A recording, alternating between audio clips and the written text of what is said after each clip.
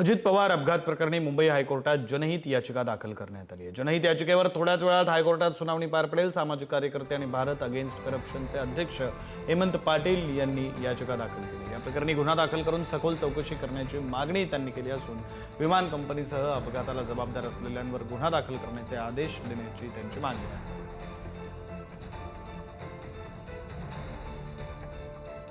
आपले प्रतिनिधी नंदकिशोर गावडे आपल्यासोबत जोडले गेलेत, अधिकचे तपशील देतील। नंदकिशोर।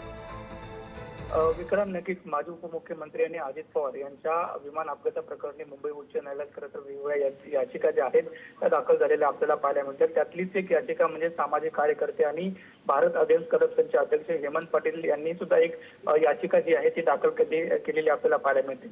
खरं तर हा गुन्हा दाखल करून सखोल चौकशी व्हावं, म्हणजे विमान अपघाताचा गुन्हा दाखल करून सखोल चौकशी करण्याची मागणी जी आहे ती या याचिकेत करण्यात आलेली आपल्याला पाहायला मिळते।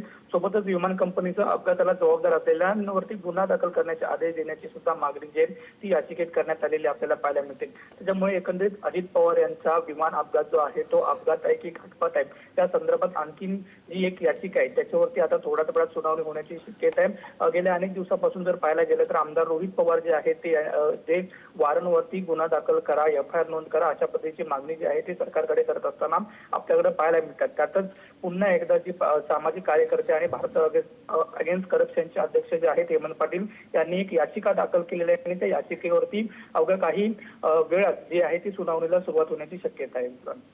धन्यवाद नंदकिशोर दिलेल्या माहितीसाठी।